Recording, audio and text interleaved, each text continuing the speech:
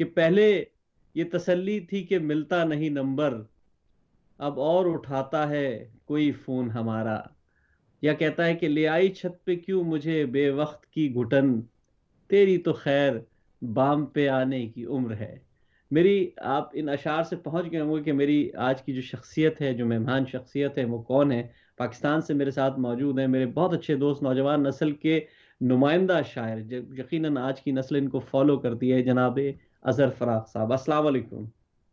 वालेकुम सलाम सुहेल भाई, आपका बहुत शुक्रिया कि आपने इतनी मोहब्बत से मदऊ किया। और आपके जितने भी दोस्त जो इस चैनल को फॉलो कर रहे हैं या मुझे देख रहे हैं, उन सबको भी सलाम मेरी तरफ। वालेकुम अस्सलाम। अजहर भाई, आप की मैंने थोड़ी सी जब चीज़ें देखी, ज़ाहिर है आपके कलाम से मैं बहुत अरसे से मैं देख रहा हूँ, मैंने अभी आपसे बताया कि मुख्तलिफ हवालों से, क्योंकि असल पहचान शायर की उसका शेर होता है, और आपके अशार पहले पहुंचे, आपका तारुफ बाद में आया, और यही कमाल होता है किसी शायर का।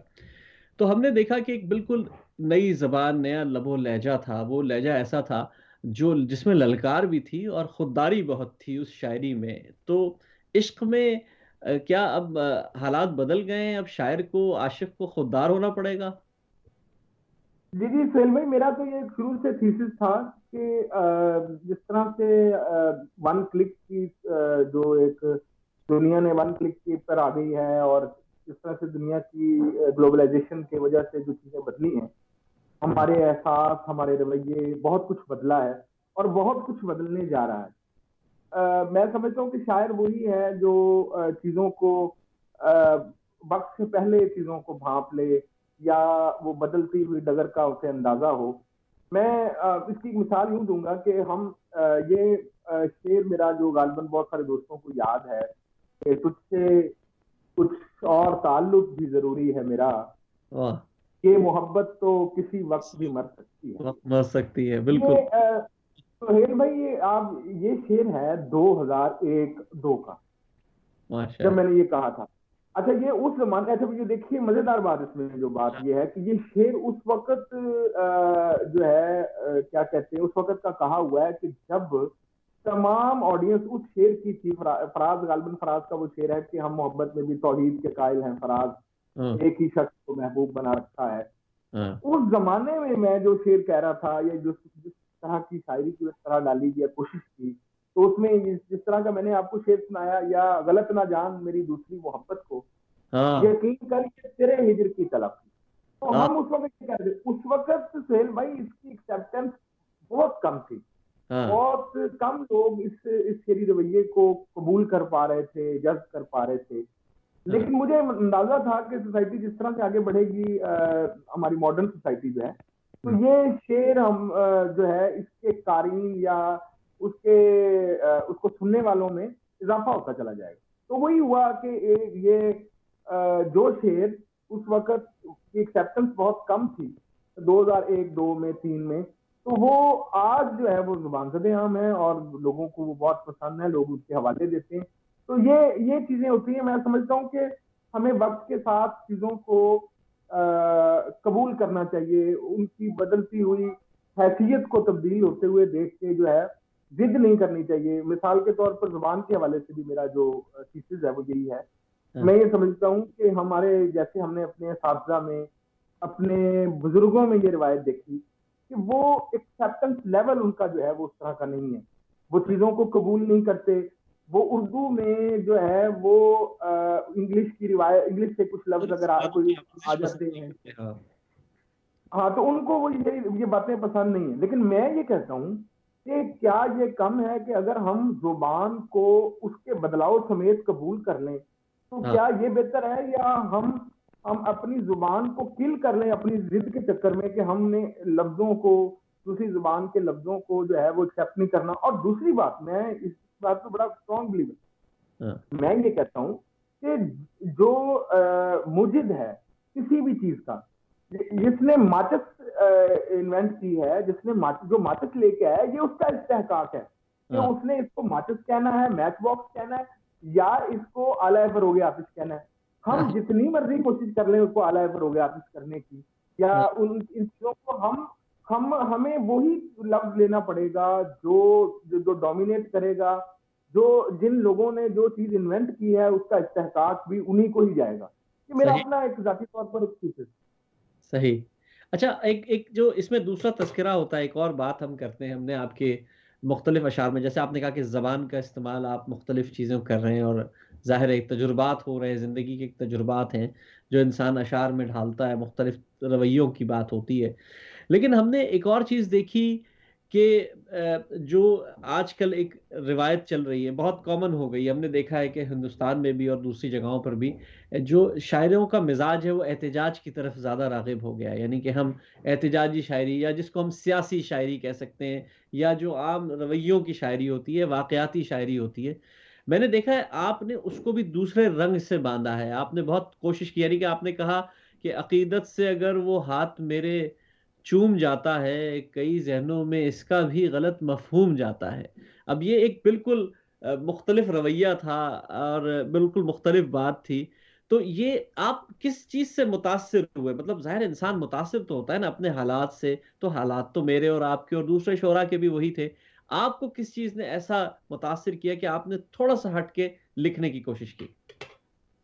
मेरे भाई पहली बात तो ये है कि ये लोगों को शायद ये एक परसेप्शन डेवलप की गई या हो गई होगी कि जो हम जैसे लिखने वाले हैं जो नई तख्लीकियत को या नए शेर को या नए अंदाज से कहे या नए ख्याल के शेर को जो पसंद करने वाले लोग हैं या उसको फॉलो करने वाले या उसको आगे बढ़ाने वाले लोग हैं, तो हम लोग शायद सियासी अपने मारूफ से कटे हुए हैं या हम लोगों को सियासी शऊर के हवाले से जो है वो शायद हम उस तरह से हमें वो चीजें अपील नहीं करती, ऐसा नहीं।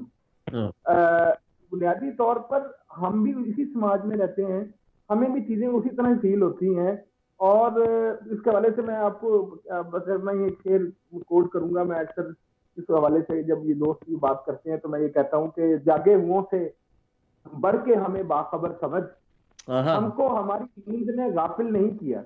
वाह, वाह! और ये बुनियादी बात है कि हम लोग अपने मारूफ से बिल्कुल गाफिल नहीं है, हाँ, लेकिन हम ये कहते हैं कि ये इसका जो इजहार है या उसका जो बयानिया है उसका अंदाज बिल्कुल सतही नहीं होना चाहिए कि जैसे हम रिपोर्टिंग कर रहे हैं। शायरी इज नॉट, शायर में और एक न्यूज एंकर में जो है जो एक फर्क होना चाहिए, जो तख्लीकियत पर और जमालियात का फर्क है, वो अगर नहीं है तो मैं समझता हूँ कि वो फिर वो एक शायर नहीं होता, वो न्यूज कास्टर बन जाता है ज्यादा।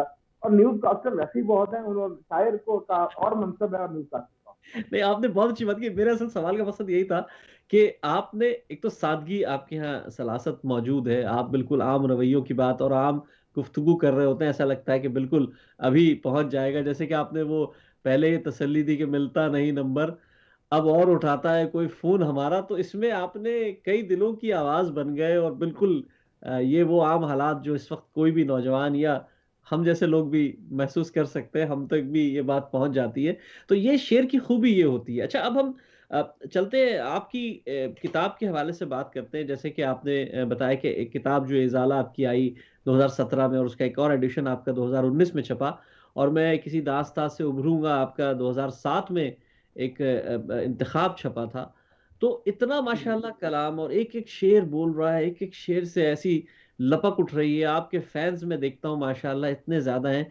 तो किताबें जल्दी जल्दी क्यों नहीं ला रहे? कुछ लाए जरा ताकि लोगों तक पहुंचे। नहीं, वो मैं तो इस बात का बिलीवर नहीं हूँ कि बहुत ज्यादा लिखा जाए। मतलब मैं समझता हूँ कि कम लिखे इंसान हाँ। और बेहतर लिखे। मैं समझता हूँ कि हम जो लोग भी या दो तख्लीककार अपने कारी को बेवकूफ समझते हैं वो खुद बेवकूफों अहमकों की जन्नत में रहते हैं। तो मैं सही। तो इस बात का बड़ा स्ट्रॉन्ग बिलीवर हूँ। तो मैं कहता हूँ कि बहुत रिफाइन होके शायरी बहरहाल एक आर्ट है हाँ। और फन के साथ उसकी हदूद जो है वो सारी जुड़ती है। तो मैं ये समझता हूँ कि उसमें जो है आदमी को पूरी तरह रिफाइन करके चीजों को लेके आना चाहिए। पब्लिक करते हुए चीजों को, हम बहुत सारी चीजें कहते हैं, बहुत सारी चीजें जो है वो उस तरह से पब्लिक करने वाली नहीं होती।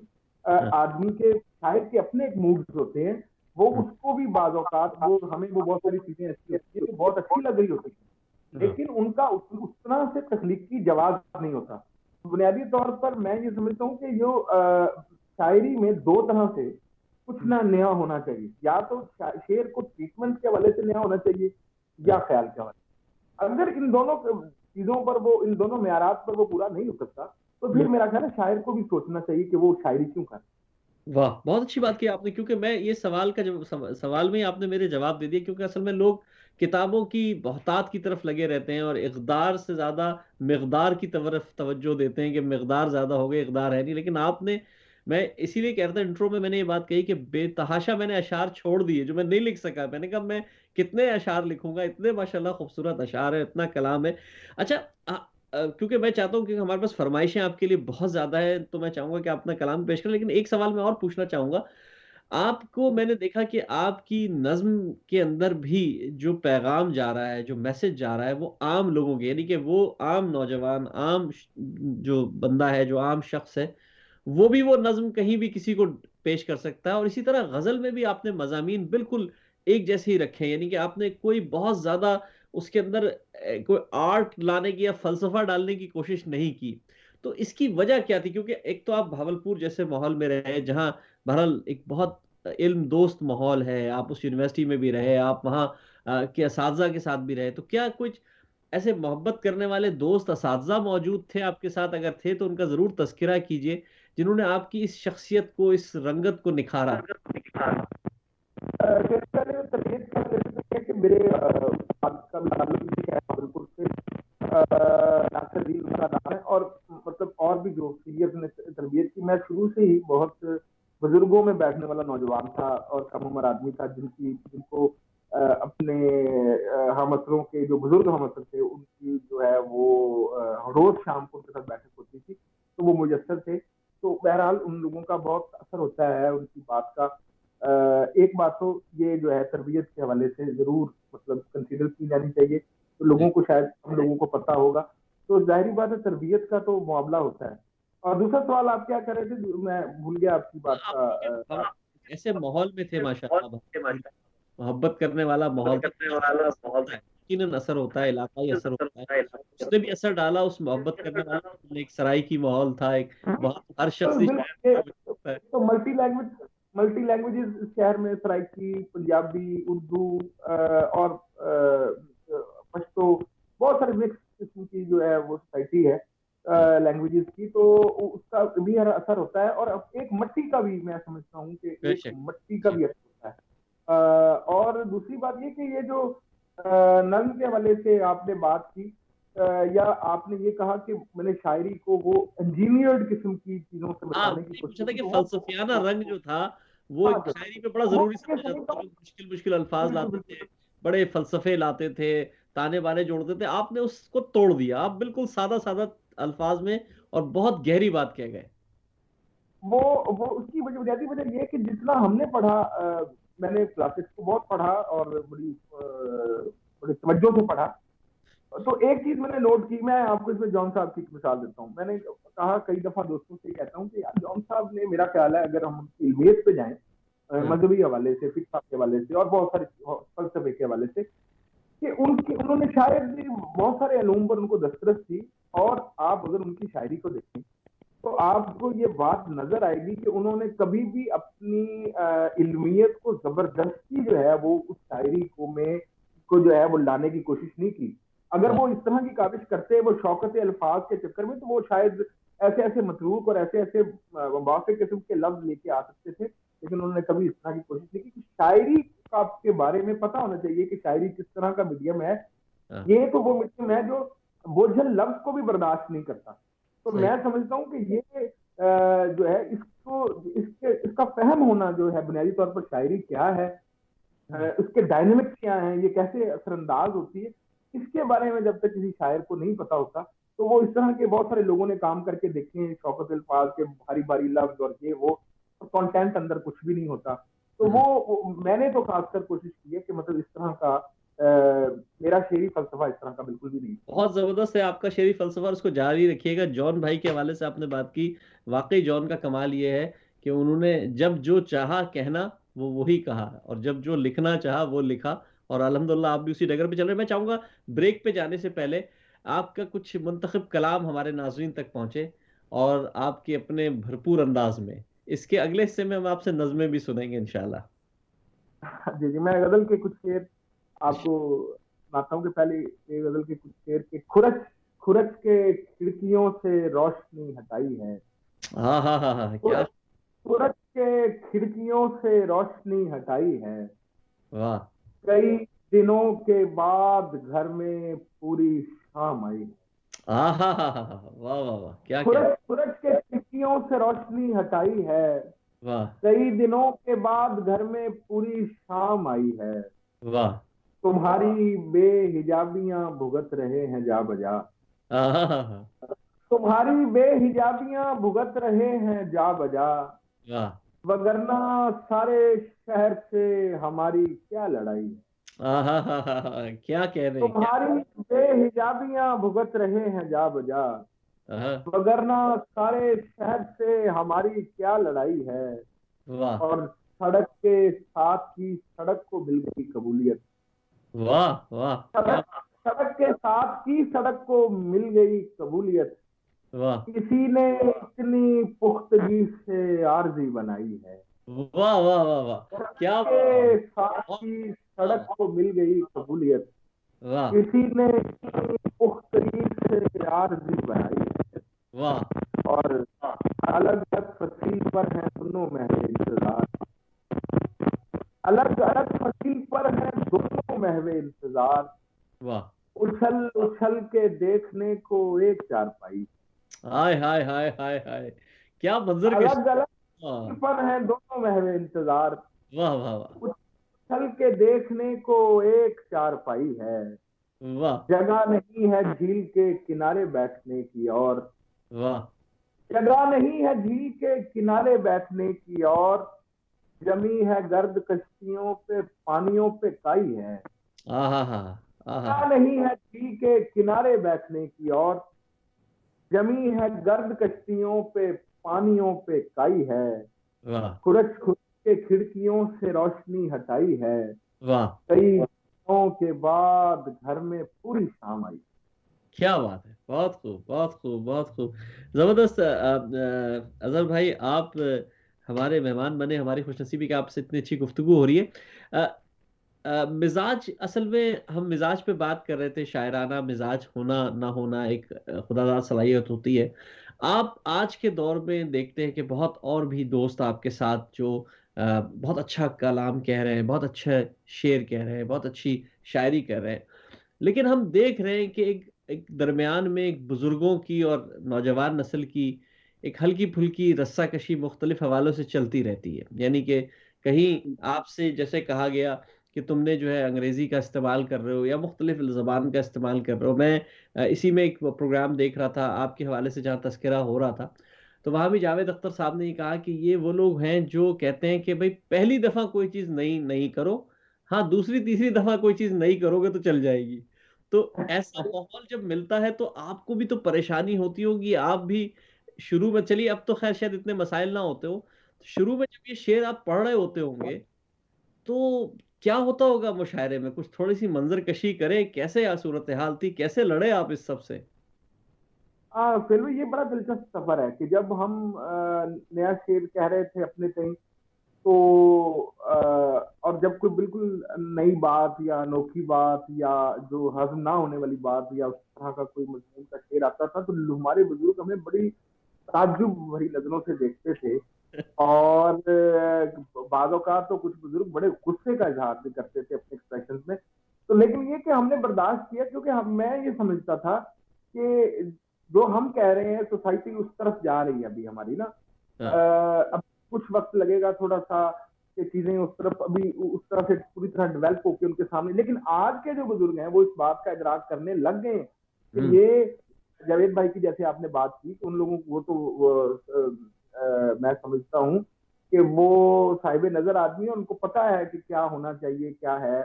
और वो तमाम मराहल तय कर चुके हैं, वो अपनी जिंदगी पे और सब कुछ देख चुके हैं और वो सब कम्प्लेक्सेस से आगे जा चुके हैं। तो कुछ बुजुर्गों को जाहिर बात है जिस तरह से इग्नोर किया गया, कुछ इस तरह से तवज्जो नहीं की, कुछ उस वजह से भी फ्रस्ट्रेशन का शिकार रहते हैं।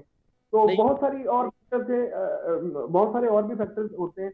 लेकिन ये कि हमें तो बहुत शुरू में बहुत बहुत प्रॉब्लम होता था, हमें तो जाहिर जाहिर बात है, जो लोग, जब हमने आँख खोली तो अपना शेर सफर शुरू किया, जी। तो रिवायत बुक से सारे ऑलमोस्ट, तो हमें मुझे याद है, आज जब इतने मोहब्बत करने वालों को देखते हैं और इस सारे सफर की तरफ एक तरफ कोई नजर डालते हैं, तो हमें हैरत होती है। और मैं अक्सर ये कहता भी हूँ कि एक जमाना था, हम शेर भी अच्छा खासा नया, यही शेर शायरी थी, यही हाँ, सब कुछ था। और हमें हमारे शहर के बाद औकात हमें वो नौजवानी के दौर में, तो हमें मुझे याद पड़ता है, मैं अक्सर कहता हूँ कि यार हमारे तो रेडियो वाले भी हमें नहीं बुलाया करते थे, शहर का जो रेडियो जिससे आज हम समझते हैं कि यार इसे सुनता कोई नहीं है, तो वो भी उस तरह से रिस्पॉन्ड नहीं करते थे। खैर ये चीजें बदल जाती हैं, सारी चीजें हम सब नहीं चीजों ये से बात तो गुजर सही कर है, आए क्योंकि हैं। देखिए अब तो आपको लीड करना है। मुझे बहुत फख्र है इस बात का कि बहुत से ऐसी मैं तंजीमों को जानता हूँ जहां आपको सर अजहर फराख कहा जाता है, और उसकी वजह यह है कि वो सब आपको फॉलो करते हैं, आपसे सीखते हैं। और आप क्योंकि इल्म अरूज पे भी बहुत नज़र रखते हैं, और ज़ाहिर है शायरी की बुनियादी इल्म अरूज पे होती है। ज़ाहिर है शेर कहने के लिए शायद उसकी ज़रूरत ना हो, शेर तो बंदा कह लेता है, लेकिन उसको संवारने के लिए ज़रूरत होती है अरूज के हवाले से।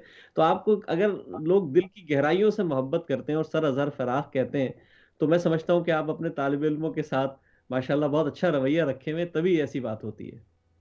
हाँ, नहीं नहीं, इसमें कोई शक नहीं है। मैं जब इस तरफ आया था, मैंने ये देखा कि मैंने कहा कि हम लोग सिर्फ अपने लिए तो काम कर रहे हैं, हम कह रहे हैं, शेर भी कह रहे हैं, नया शेर भी कह रहे हैं, लेकिन मैंने देखा कि हम नई नस्ल के लिए क्या करके जा रहे हैं। अच्छा, हमें जिस तरह से रजिस्ट किया गया हमारे बुजुर्गों की तरफ से, तो मेरे जहन में ये बात जरूर कहीं ना कहीं जोशी में मौजूद थी कि किसी ना मुझे, और ये डर भी था हाँ। कि किसी वक्त शोहरत हासिल करने के बाद या जिंदगी में जब आदमी आगे बढ़ जाता है, तो क्या हम भी कहीं उन जैसे ना हो जाएं, जिस तरह के बुजुर्गों से हमें हमारा सामना हुआ, या हमें जिन लोगों ने एडजस्ट किया था।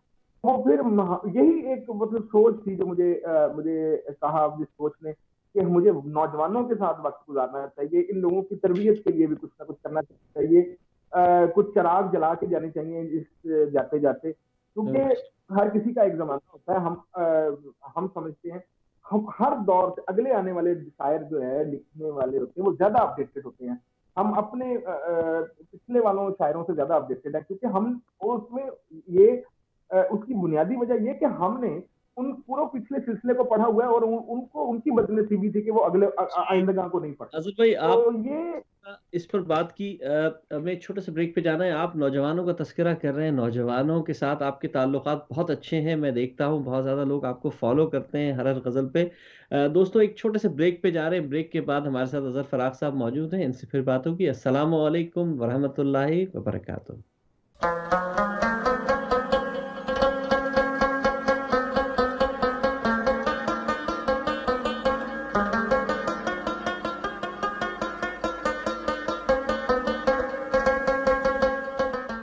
हमारे साथ आज के दौर के इस वक्त नौजवानों के नुमाइंदा शायर अजहर फराख साहब मौजूद हैं।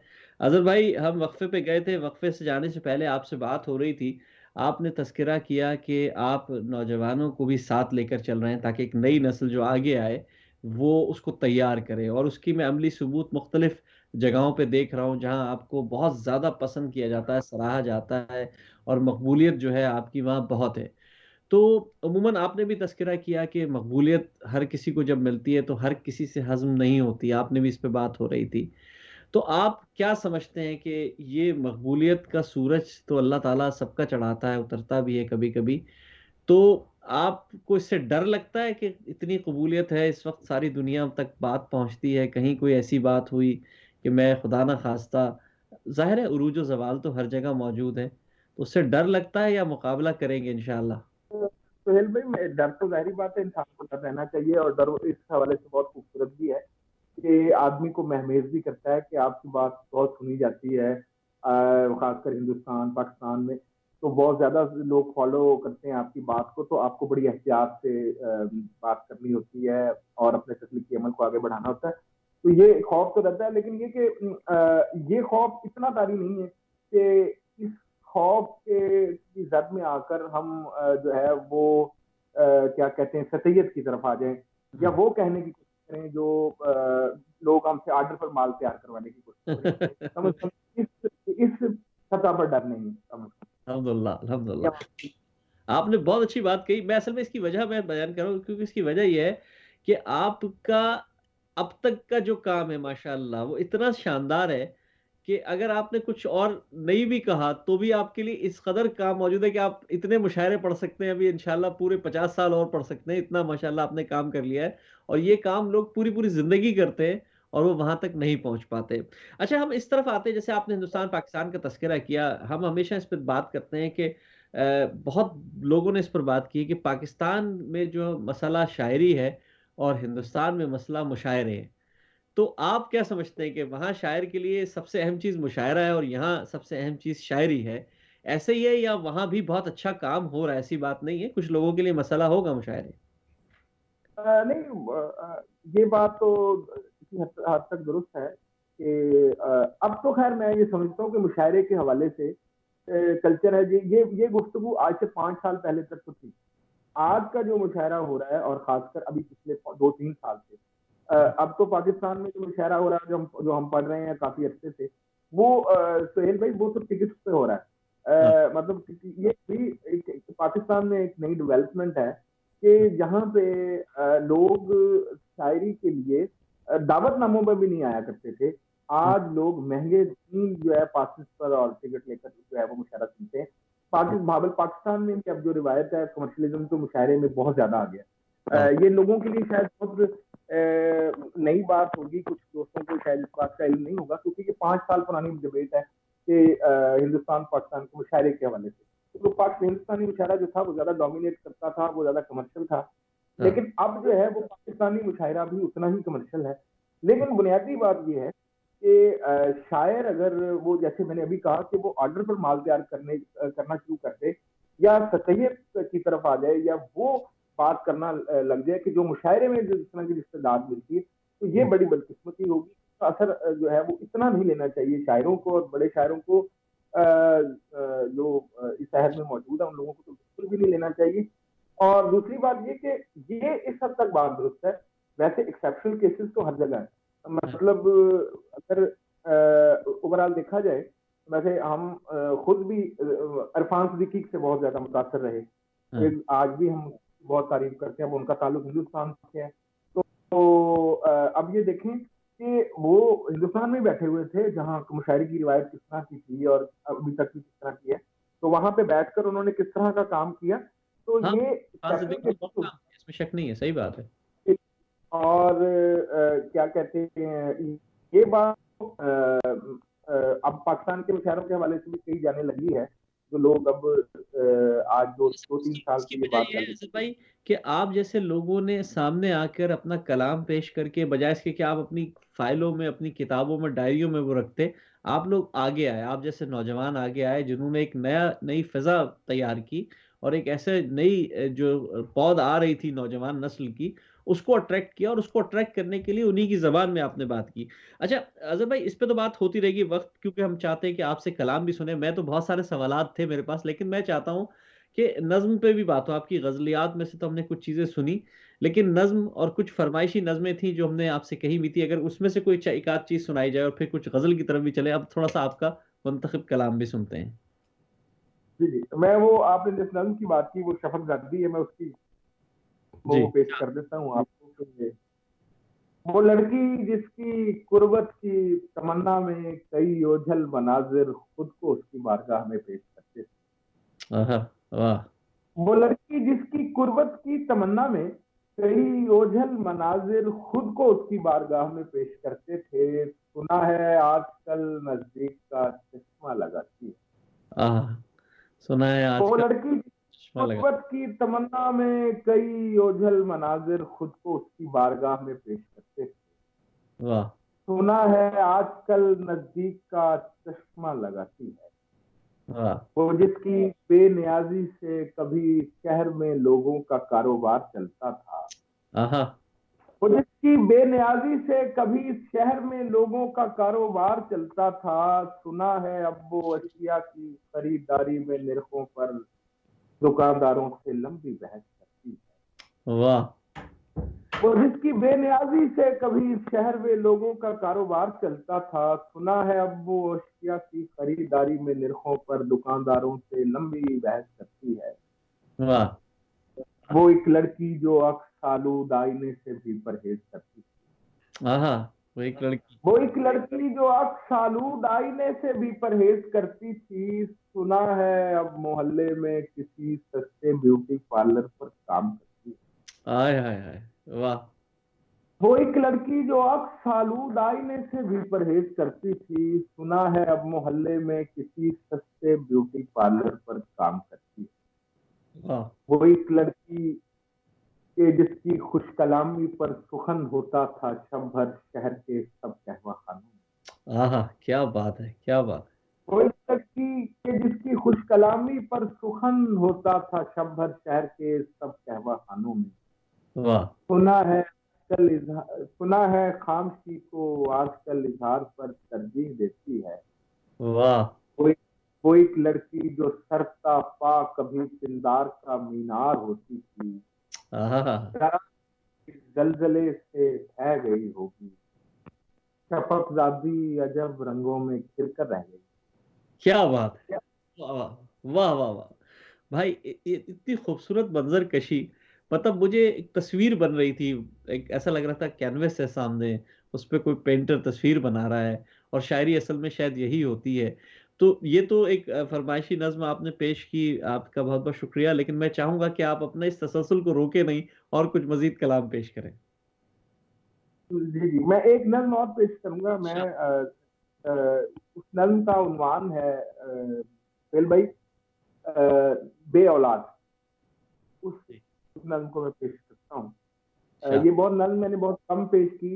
इस नज्म को ये एजाज हासिल है कि बहुत सारे दोस्त इसको सुनते हुए रो पड़ते हैं। हमारे कुछ दोस्त, तो मैं खुद ही बड़ा सेंसिटिव हूँ इस मामले में, तो मैं बाजों का इस नज्म को बहुत कम दोस्तों में सुनाता हूँ।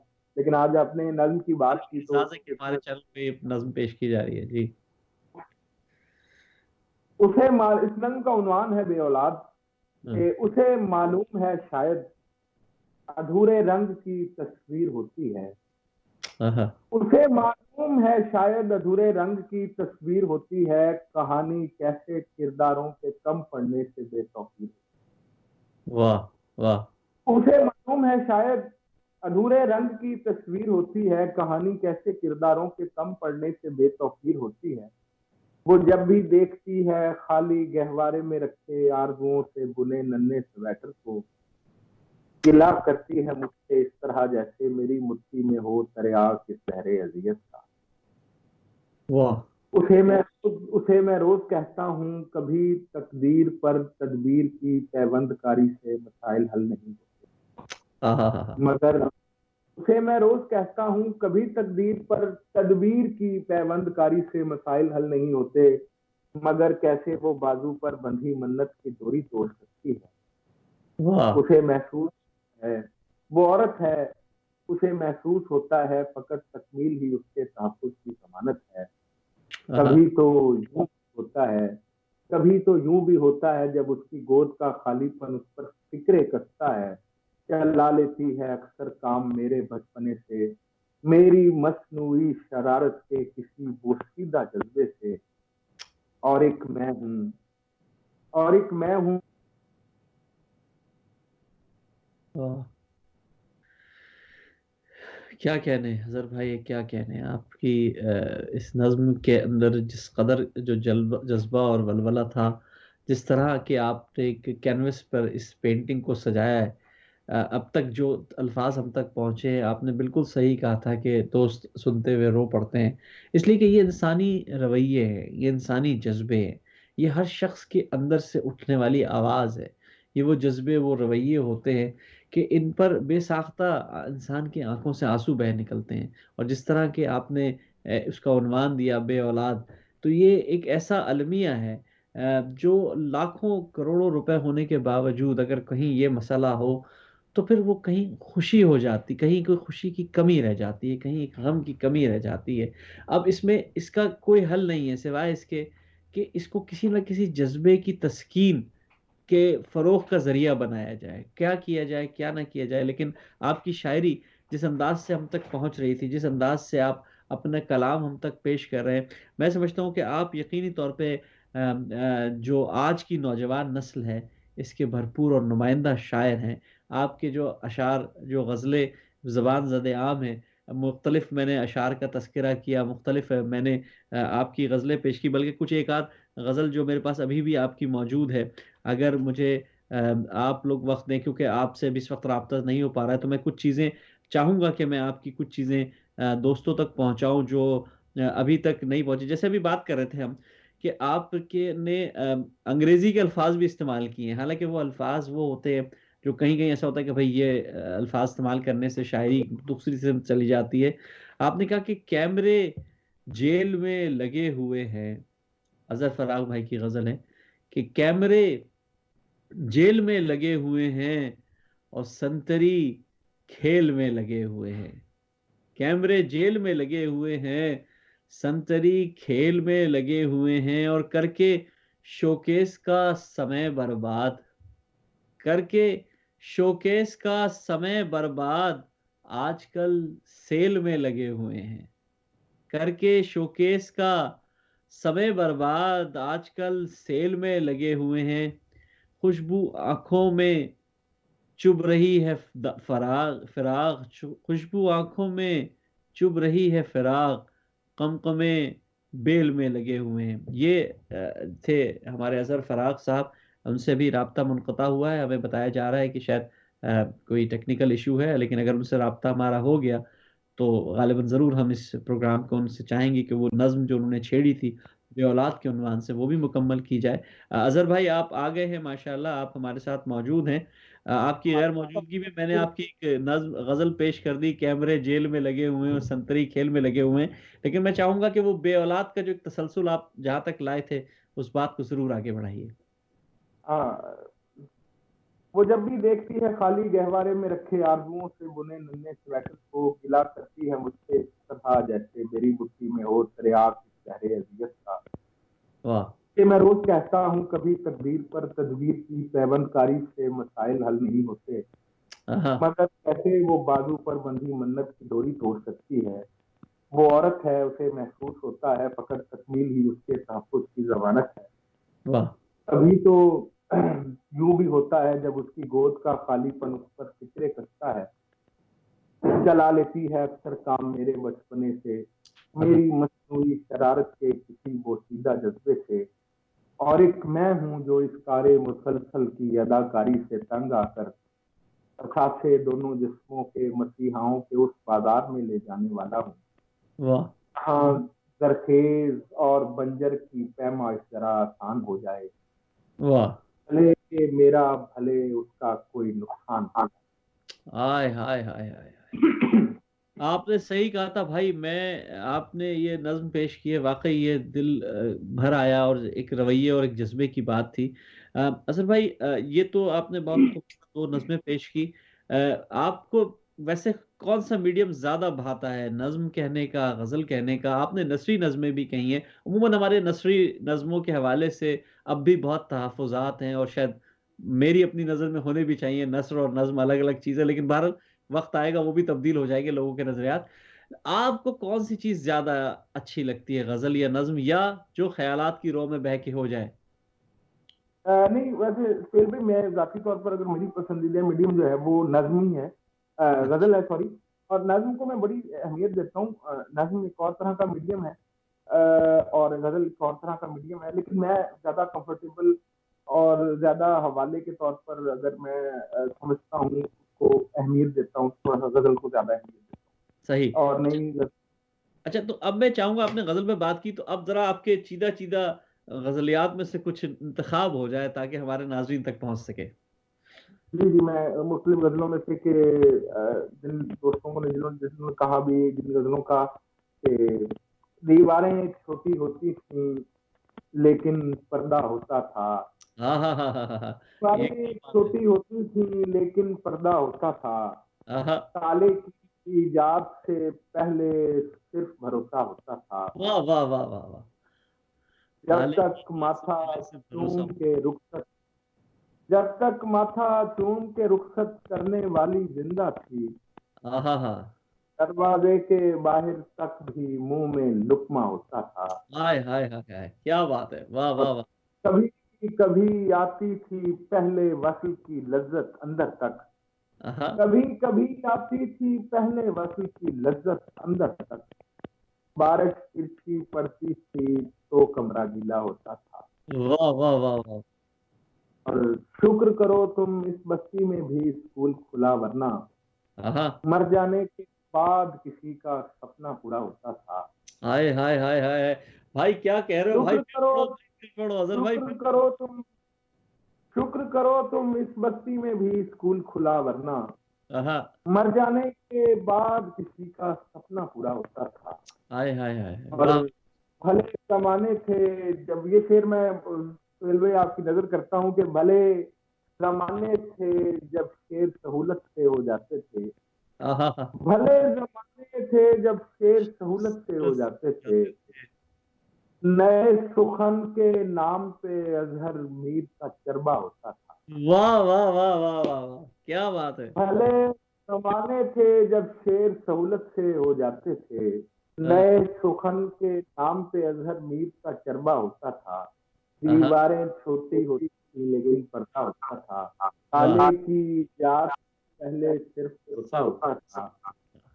वाह। और एक और गजल के शेर के, वो जो एक शख्स मुझे ताना ए जान देता है, हाय हाय हाय हाय। मरने हूँ तो मरने भी कहाँ देता है, वाह वाह वाह वाह। तेरी शर्तों पे ही करना है अगर तुझको कबूल, ये सहूलत तो मुझे सारा जहां देता है।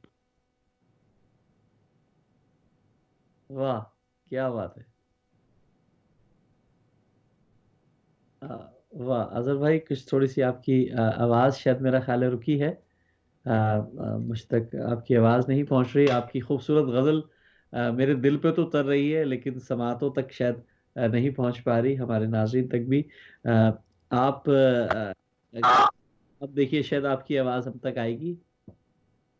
जी अजहर भाई। जी, अब तो मेरे ख्याल आ रही है, आपकी आवाज तो आ रही है मुझे। जी आ रही है, अब आ रही है जी। वो जो एक शख्स मुझे ताना ए जान देता है, मरने लगता हूं तो मरने भी कहाँ देता है, वाह तेरी शर्तों पे ही करना है अगर तुझको कबूल, ये सहूलत तो मुझे सारा जहां देता है।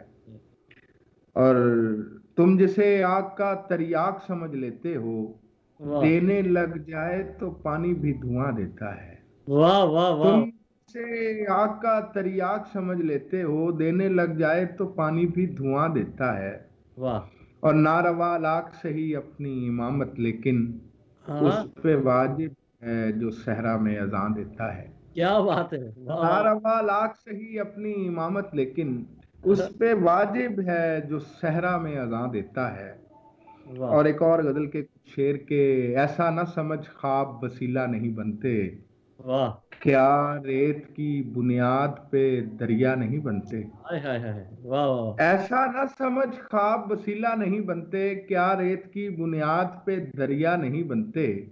वाह। और जितनी भी हो भरपूर मशीनों की महारत, कुछ हाँ जायके हाथों के अलावा नहीं बनते। हाँ हाँ हाँ हाँ। वाह वाह वाह। जितनी भी हो भरपूर मशीनों की महारत, कुछ जायके हाथों के अलावा नहीं बनते। हाँ। और यूं ही तो नहीं हमको शिकस्त अपनी मुकद्दम, वाह यूं ही तो नहीं हमको शिकस्त अपनी मुकद्दम, जो टूट ना पाए वो दोबारा नहीं बनते। वाह वाह वाह वाह वाह तो वाह। नहीं हमको शिकस्त अपनी मुकद्दम, जो टूट ना पाए वो दोबारा नहीं बनते।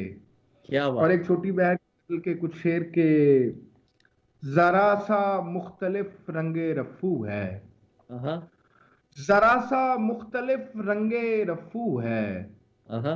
मगर चश्मे अदू, चश्मे अदू है। क्या बात है, क्या बात। जरा सा मुख्तलिफ रंगे रफू है, मगर। मगर चश्मे अदू, चश्मे अदू है। वाह। मोहब्बत के कई मानी है लेकिन हम्म। ज्यादा सामने का सिर्फ तू है। वाह मोहब्बत के कई मानी है लेकिन ज्यादा सामने का सिर्फ तू है। वाह मोहब्बत के कई मानी है लेकिन ज्यादा सामने का सिर्फ तू है। वाह। और और एक और शेर इसमें है कि